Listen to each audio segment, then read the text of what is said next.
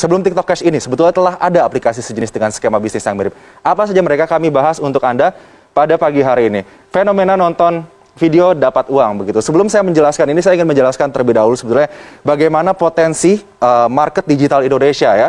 Kita punya 170 juta pengguna internet aktif begitu di Indonesia. Ini menjadi aset yang sangat penting begitu bagi bangsa Indonesia. Bahkan bisa dikatakan jika sebuah perusahaan startup misalnya atau perusahaan rintisan ingin memenangkan market atau pasar di Asia Tenggara, ia hanya harus menangkan pasar di Indonesia karena pengguna internet kita yang sangat besar. Tapi ini juga memberikan sebuah ancaman. Seperti apa? Kejahatan siber. Kejahatan siber bagi para penggunanya yang tidak terliterasi dengan baik terkait dengan keuangan digital. Kalau terkait dengan keuangan digital sendiri, ada yang namanya money game. Nah, money game ini yang sedang ramai diperbincangkan karena money game ini menganut skema Ponzi. Nanti kita akan bahas lebih jauh terkait skema Ponzi ini, tapi saya akan jelaskan terlebih dahulu aplikasi-aplikasi yang memberikan penghasilan kepada para penggunanya hanya dengan menonton iklan ataupun video. Yang sedang ramai diperbincangkan saat ini yaitu TikTok Cash. Nah, ini dia. TikTok Cash saat ini sudah memiliki anggota 500.000 orang. Mungkin saja lebih saat ini begitu ya. Namun TikTok sendiri, TikTok merupakan anak perusahaan dari ByteDance begitu, sudah mengeluarkan pernyataan bahwa tidak memiliki keterkaitan atau tidak berhubungan sama sekali dengan TikTok Cash. Jadi sudah ada pernyataan resmi dari TikTok bahwa tidak ada hubungan dengan TikTok Cash ini. Jadi harus diwaspadai begitu ya.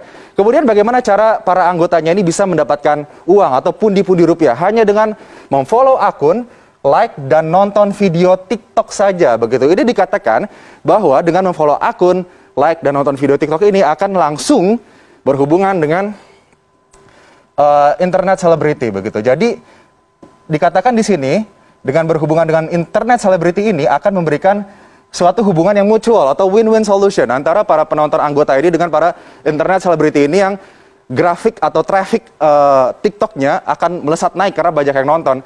Kemudian anggota juga harus membayar biaya pendaftaran. Nah, ini dia.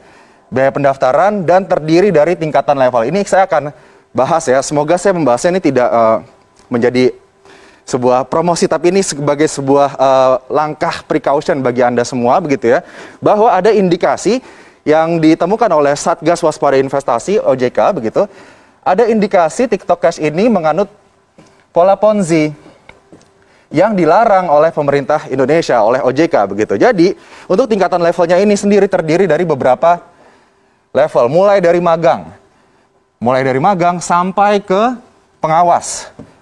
Nah, ini levelan-levelan yang bisa diambil oleh para anggota TikTok Cash ini kemudian untuk mendapatkan pundi-pundi yang lebih banyak lagi. Dan jaraknya di sini dari magang sampai ke pengawas, jika ingin naik atau upgrade tingkat harus membayar dengan nominal 89.000 sampai dengan 15 juta rupiah. Nah, nanti kita akan bahas terkait dengan penambahan biaya untuk upgrade ini karena terindikasi Ponzi oleh Satgas Waspada Investasi OJK. Saat ini masih terus diselidiki oleh OJK terkait dengan TikTok Cash ini. Karena kalau nantinya terbukti melakukan skema Ponzi ini pasti akan merugikan para anggotanya yang sudah menginvestasikan uang cukup besar begitu untuk TikTok Cash. Sebelum TikTok Cash sebetulnya sudah ada aplikasi serupa begitu yang menerapkan skema ini dan sudah dinyatakan dilarang atau ilegal ya. OJK sudah menyatakan bahwa VTube ini adalah aplikasi yang ilegal atau dilarang untuk ditransaksikan atau digunakan di Indonesia. Ternyata VTube ini sudah di-download lebih dari 10 juta kali di Play Store. Kemudian dia juga sistemnya untuk mendapatkan uang adalah memberikan poin penghasilan bagi anggota. Kemudian diperbolehkan transaksi jual beli poin antara anggota. Mendapatkan referral point jika berhasil membawa anggota baru. Jadi kalau misalnya Anda berhasil skemanya seperti member get member gitu ya. Jika Anda membawa member baru kepada VTube ini, Anda akan mendapatkan poin dan kemudian poin itu nanti akan bisa dirupiahkan ataupun nanti dirupiahkan karena satu koin VTube ini senilai $1 atau sekitar 14.000 rupiah begitu ya. Dan kemudian ini daftarnya gratis, harus perpanjang, mau hasil lebih Anda harus upgrade dan ini sudah lagi-lagi dilarang atau ilegal, dinyatakan ilegal oleh otoritas jasa keuangan. Kemudian ada juga yang baru saja ditemukan oleh OJK, yaitu Vito. Vito ini sama, hanya menonton iklan minimal 1 kali, maksimal 100 iklan dalam sehari. Kemudian durasi iklannya itu 20 detik, pengguna dibayar Rp3.000 per iklan, dan bonus akan dikirimkan langsung ke rekening pengguna. Tidak ada misi khusus dan referral, karena biasanya Anda harus menyelesaikan suatu misi tertentu di satu level untuk mendapatkan rupiah atau bisa memonetasi uang ataupun poin di akun aplikasi digital ini, begitu ya. Ini juga masih diselidiki oleh OJK. Sebetulnya selain 3 aplikasi tersebut sudah banyak aplikasi lainnya, begitu ya, yang terindikasi menerapkan skema Ponzi atau piramida. Dan sebut saja like apps seperti yang dulu, begitu ya. Tapi skema Ponzi memang skema yang sudah lumrah, sudah banyak diperbincangkan, begitu, terkait dengan bagaimana member get member, kemudian member awal mendapatkan keuntungan paling tinggi, kemudian member paling bawah mendapatkan ciong atau kerugian karena tidak mendapatkan penghasilan, begitu. Kita ingat saja kasus, let's say, First Travel yang sempat heboh, kemudian juga ada Miles, begitu ya. Ini 2 kasus yang sempat menghebohkan Indonesia dan terindikasikan juga menerapkan skema Ponzi bagi para anggotanya. Dan kita juga sudah punya undang-undang, yaitu Undang-Undang Nomor 7 Tahun 2014 terkait skema Ponzi. Ini yang menyatakan bahwa skema Ponzi atau piramida ini adalah sistem kegiatan usaha yang memperoleh keuntungan bukan dari hasil penjualan barang. Ini yang harus digarisbawahi. Jadi Anda harus hati-hati jika ada suatu bisnis yang menawarkan Anda penghasilan tanpa ada penjualan barang.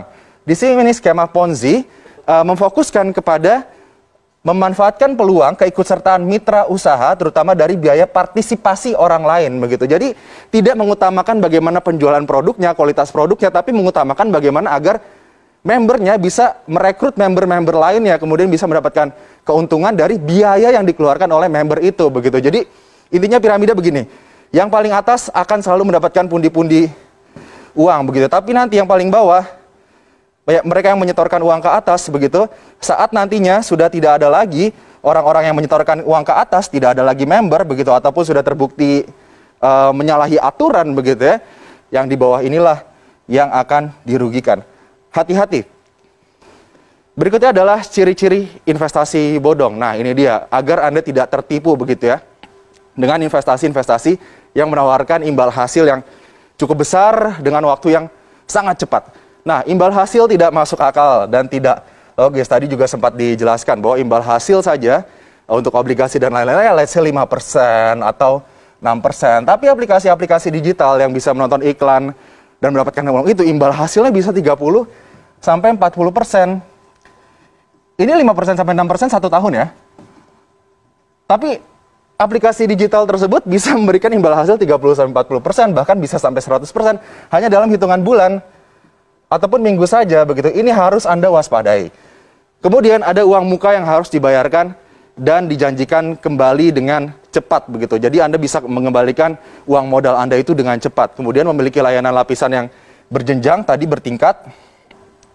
Dan skema pengelolaan bisnis yang tidak transparan. Yang paling aman adalah bagaimana kita rutin melakukan pengecekan kepada otoritas jasa keuangan ataupun berita-berita, begitu, agar kita tidak tertipu, tidak menjadi korban dari money game ataupun skema Ponzi ataupun penipuan berbasis keuangan digital.